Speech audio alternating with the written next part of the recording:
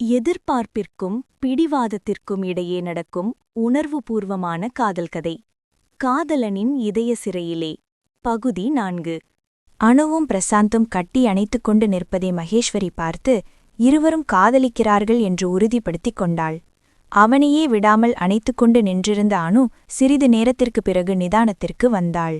அதன்பின் அவனை விட்டு விலகி அவன் முகம் பார்க்காமல் வேகமாக அங்கிருந்து சென்றாள். வீட்டிற்கு வந்த மகேஸ்வரி கவினிடம் நடந்ததை பற்றி சொன்னாள். கவின் தன் அம்மாவை பார்த்து, உன்னோட பெரிய பையனுக்கு மட்டும் என்ன செஞ்சாலும் சரி, அதே நான் செஞ்சா மட்டும் தப்பு என்று கேட்டான். மகேஸ்வரி அவனின் காதை பிடித்து திருகி, நீ ஒழுங்கா காலேஜ் முடிச்சிட்டு டிகிரிய வாங்குற வேலையை மட்டும் பாரு என்று சொன்னாள். அடுத்த நாள் வேலை இருப்பதாக சொல்லி பிரசாந்த் மீண்டும் பெங்களூர் செல்ல தயாராகினான். மகேஸ்வரி அவனை இருக்க சொல்லியும் பிரசாந்த் கேட்கவில்லை. பிரசாந்த் பெங்களூர் வந்து சேர்ந்தான். பூர்ணிமா பிரசாந்தின் மீது கோபமாக இருந்தாள். தன்னிடம் ஒரு வார்த்தை கூட சொல்லாமல் ஊருக்கு சென்றுவிட்ட பிரசாந்தை திட்டிக் கொண்டே இருந்தாள். பிரசாந்த் அவளை சமாதானம் செய்து கொண்டே இருந்தான். விஷ்ணு இந்துவின் பதிலுக்காக காத்திருந்தான். ஆனால் இந்து பண்டிகைக்காக ஊருக்கு சென்றிருப்பதால் அமைதியாக இருந்தான். அணு ஊரிலிருந்து இன்னும் வராததால் பூர்ணிமா அணுவின் ப்ராஜெக்டில் தன்னுடைய பெயரை மாற்றி வைத்து சிஸ்டமில் பதிவு செய்து வைத்தாள். 2 நாட்களுக்குப் பிறகு மீண்டும் கம்பெனிக்கு வந்த அணு தன்னுடைய ப்ராஜெக்டில் பூர்ணிமாவின் பெயரை பார்த்துவிட்டு தன்னுடைய மேனேஜரிடம் விளக்கம் கேட்டாள். ஆனால் மேனேஜர் சிஸ்டமில் என்ன இருக்குதோ அதுதான் ஏற்றுக்கொள்ள முடியும் என்பது போல் பதிலளித்தார். இவரிடம் பேசி எந்த பலனும் இல்லை என்று நினைத்து கொண்ட அணு வெளியே வந்தாள். அப்போது மகேஸ்வரி பிரசாந்தை பார்க்க கம்பெனிக்கு வந்தாள். அணுவிற்கு மகேஸ்வரி பிரசாந்தின் அம்மா என தெரியாமல் அவளை கண்டு கொள்ளாமல் கடந்து சென்றாள். என்ன இந்த பொண்ணுகிட்ட என் பையன் என்னை பத்தி எதுவுமே சொல்லலையா என்று நினைத்து கொண்டு நின்றிருக்கும்போது பிரசாந்த் அங்கு வந்தான். மகேஸ்வரி பிரசாந்தை பார்த்து, நீ லவ் பண்ற பொண்ணுகிட்ட என்ன அறிமுகப்படுத்தி வைக்கிறதா சொன்னியேடா என்று கேட்க பிரசாந்த் சிரித்துக்கொண்டே, சரி வாமா அவளை காட்டுறேன் என்று சொல்லி மகேஸ்வரியை அழைத்துக் கொண்டு கேண்டீன் பக்கம் வந்தான். அங்கு பூர்ணிமாவிடம் அணு ப்ராஜெக்டை பற்றி பேசிக் கொண்டிருந்தாள். அணு பூர்ணிமாவை பார்த்து, என்னோட ப்ராஜெக்ட்ல எப்படி உன்னோட பேர் வந்துச்சு என்று கேட்டாள். அதற்கு பூர்ணிமா அவளிடம், அணு அது என்னோட ப்ராஜெக்ட், நான் கஷ்டப்பட்டு செய்த ப்ராஜெக்ட் அது, இப்படி அந்நியமான பொய்ய சொல்லாத அணு என்று ஜூஸை குடித்துக்கொண்டே சொன்னாள். அதை கேட்ட அணு, அடுத்தவங்களோட உழைப்ப திருடி வாழுறியே, நீ எல்லாம் என்ன பொண்ணு என்று சொன்னாள். பூர்ணிமா எந்த ஒரு குற்றணர்ச்சியும் இல்லாமல் அதை கண்ணாடி பார்த்து சொல்லிக்கோ என்று திமிராக சொன்னாள். இவர்கள் இருவரும் இப்படி பேசிக் கொண்டிருக்க தூரத்தில் இருக்கும் பிரசாந்துக்கும் மகேஸ்வரி பொன் அவர்கள் என்ன பேசிக்கொள்கிறார்கள் என்று தெரியவில்லை. பிரசாந்த் மகேஸ்வரியிடம், அம்மா அங்கிருக்கிற காஃபி மிஷின் பக்கத்துல நிற்கிற பொண்ணுதான்மா என்று சொன்னான். பூர்ணிமாவும் அணு ஒரே இடத்தில் நின்றிருந்தால் மகேஸ்வரி தனது மகன் அணுவைதான் சொல்கிறான் என்று புரிந்து கொண்டாள். மகேஸ்வரி அணுவை பார்த்து கொண்டே, அன்னைக்கு கோவில்ல பார்த்தேன், ரொம்ப அழகா இருக்கா என்று பிரசாந்திடம் சொன்னாள். அணு பூர்ணிமாவிடம், என்னோட ப்ராஜெக்டை எப்படி வாங்கணும்னு எனக்கு தெரியும் என்று கோபத்துடன் சொல்லி அங்கிருந்து நகர்ந்தாள். அணு மகேஸ்வரியை கண்டுக்காமல் அவளை கடந்து செல்லும்போது மகேஸ்வரி அணுவையே பார்க்க பிரசாந்த் மகேஸ்வரியை பார்த்து, அந்த பொண்ணை எதுக்குமா அப்படி பாக்குற, அந்த பொண்ணு ஏதாவது தப்பா எடுத்துக்க போகுது என்றான். மகேஸ்வரி ஒன்றும் புரியாமல் தன் மகனை பார்த்தவள், என்னடா சொல்ற, அது நீ காதலிக்கிற பொண்ணுதானடா, அப்புறம் எதுக்கு தப்பா நினைக்க போறா என்று கேட்டாள். பிரசாந்த் திகைத்து ஒரு நிமிடம் அமைதியாக நின்றான். பின் மகேஸ்வரியை பார்த்து, நல்ல வேலை இத நீ அவ முன்னாடி சொல்லல, இல்லனா அவ என்கிட்ட சண்டைக்கு வந்திருப்பா என்றான். மகேஸ்வரி பிரசாந்தை பார்த்து அப்படியே நிற்க பிரசாந்த் கை நீட்டி பூர்ணிமாவை காட்டி, அதுதான் நான் லவ் பண்ற பொண்ணு என்று சொன்னான். மகேஸ்வரியின் முகமே சுருங்கிவிட்டது.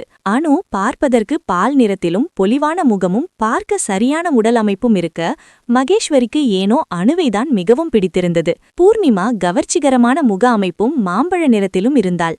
ஆனால் மகேஸ்வரிக்கு பூர்ணிமாவின் ஆடை நாகரிகம் பிடிக்காமல் போனது. பிரசாந்த் பூர்ணிமாவை காட்டி அவளை பற்றி தன் அம்மாவிடம் சொல்லிக் கொண்டிருக்க மகேஸ்வரியின் பார்வை என்னவோ அணுவைதான் தேடிக்கொண்டிருந்தது. பிரசாந்த் மகேஸ்வரியிடம், அம்மா நான் உன்கிட்ட தான் பேசிக்கிட்டு இருக்கேன், நீ எங்க பாத்துக்கிட்டு இருக்க என்று கேட்டான். அந்த வெள்ளையா ஒரு பொண்ணு போச்சே, அந்த பொண்ணு எங்கடா என்று மகேஸ்வரி பிரசாந்திடம் கேட்க பிரசாந்த் கடுப்பாகி, அவளை எதுக்கு கேக்குற என்றான். மகேஸ்வரி மனதிற்குள்ளேயே, பக்கத்து வீட்டு சரளா கிட்ட இவ என் மருமகன்னு சொல்லி வச்சுட்டேன், இப்போ இல்லன்னு சொன்னா அவ என்ன பத்தி என்ன நினைப்பா, அந்த பொண்ண கவினுக்கு கல்யாணம் பண்ணி வைக்கலான்னு நினைச்சா 2 பேருக்கும் என்ன வயசு வித்தியாசம்னு தெரியலையே யோசித்துக் கொண்டே நின்றிருந்தாள். பிரசாந்த் மகேஸ்வரியை பிடித்து உலுக்கி, என்னம்மா ஆச்சு உனக்கு என்று கேட்டான்.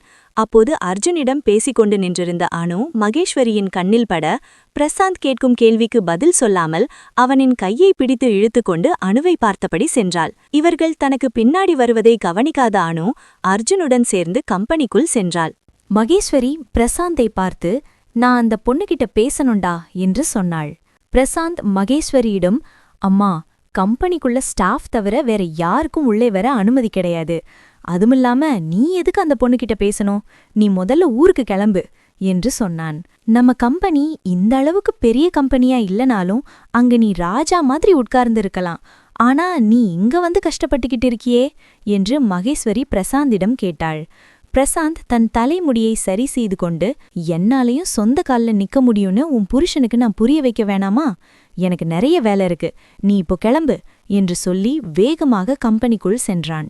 இவன் சொன்னாலும் எதையும் கேட்க மாட்டான் என்று நினைத்தபடியே மகேஸ்வரி அங்கிருந்து சென்றாள். அர்ஜுனும் அனுவும் சேர்ந்து அசோக்கிடம் பேசி மீட்டிங் ஏற்பாடு செய்தனர்.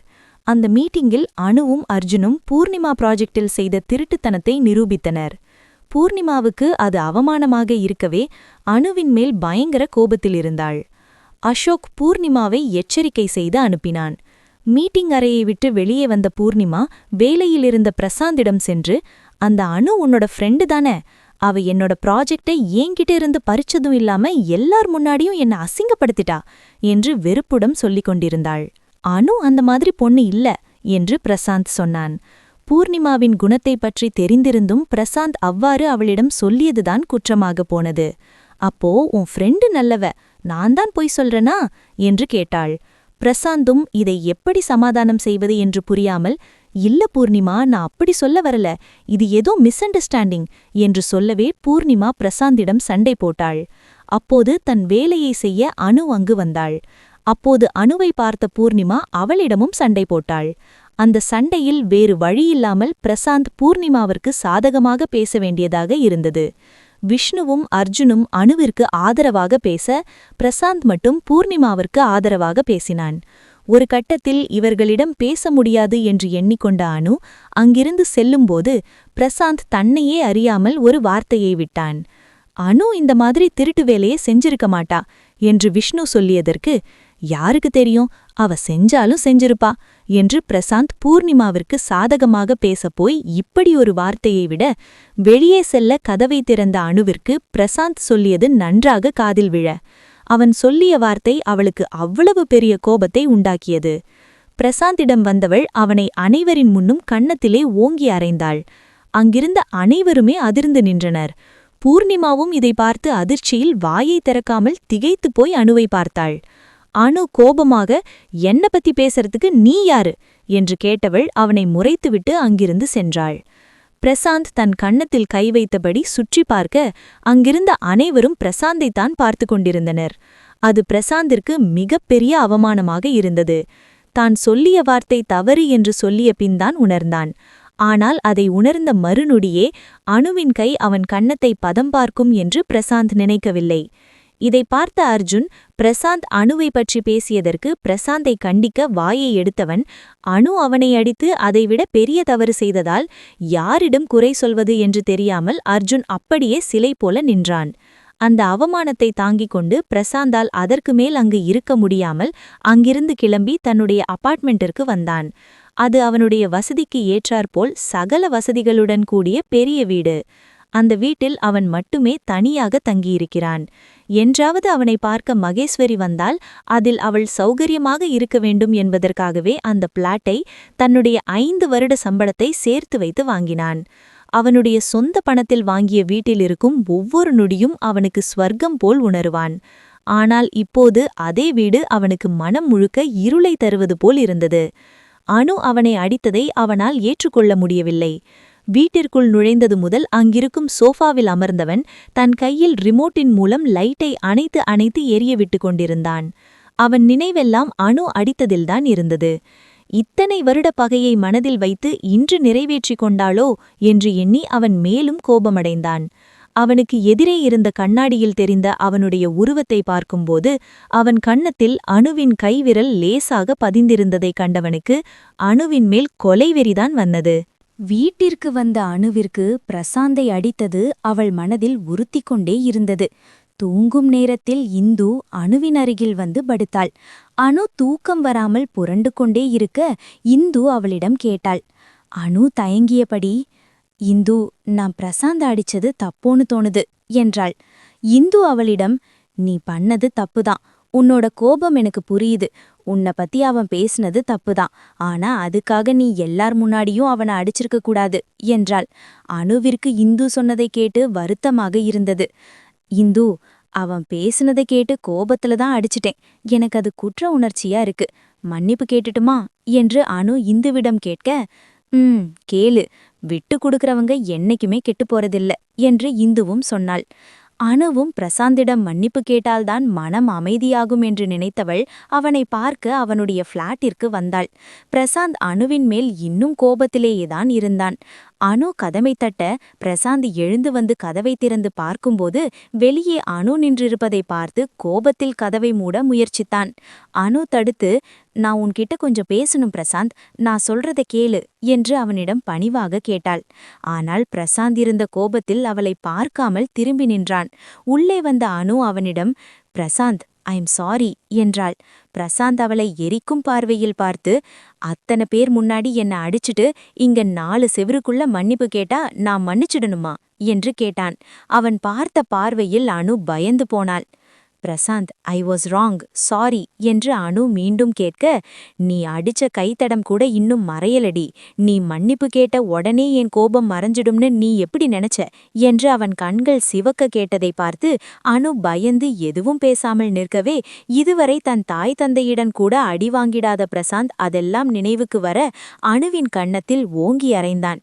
2 முறை இரு கன்னத்திலும் அவன் அவளை அடிக்க, அவன் அடித்த பலமான அடியில் அணு திக்குமுக்காடி நின்றிருக்கும்போது அவளின் கூந்தலோடு சேர்த்து கழுத்தை பிடித்து இழுத்து அவளின் இதழை கவ்விக்கொண்டான். இதை சற்றும் எதிர்பார்க்காத அணு அவனை தள்ள முயற்சித்தாள். அது முடியாமல் போகவே அவன் நெஞ்சிலே அடித்தாள். அதற்கெல்லாம் அசராமல் அவன் நிற்கவே அணு பிரசாந்தின் காலை பலமாக மிதித்தாள். பிரசாந்த் வலியில் அவளின் இதழை விட்டான். அணு தன் வாய்மேல் கை வைத்து அவனை அதிர்ச்சியுடன் பார்த்தாள். கோபத்துடன் அவளின் எதிரே நின்றிருந்த பிரசாந்த் அவளை சுவரோடு தள்ளி மீண்டும் அவள் இதழில் தன் இதழ் பதித்தான். அணுவின் 2 கைகளும் பிரசாந்தின் கைப்பிடிக்குள் இருக்க அணுவால் அவனை தடுக்க முடியாமல் தவித்தாள். காதலித்தவனாகவே இருந்தாலும் தன்னிடம் எல்லை மீறுபவனை எப்படி ஏற்றுக்கொள்ள முடியும் என்று நினைத்த அணு கண்களிலிருந்து கண்ணீர் வழிந்து கொண்டிருக்கையில் கண்களை மூடி நின்றாள். பிரசாந்தின் இப்படியொரு முகத்தை அவளால் நம்ப முடியவில்லை. பிரசாந்திற்கு அணுவின் மீது வெறுப்பு மட்டுமே இருந்தது. நீண்ட நேரமாக அவன் அவளின் இதழை விடாமல் இருந்ததால் அவள் மூச்சு விட முடியாமல் சிரமப்பட்டு கொண்டிருந்தாள். ஆனால் அதையெல்லாம் பொருட்படுத்தாமல் பிரசாந்த் அவளின் உதட்டை கடித்து கொண்டு இருக்க அணு அவனை விலக்கவும் முடியாமல் மூச்சு விடவும் முடியாமல் நின்று கொண்டிருந்தாள்.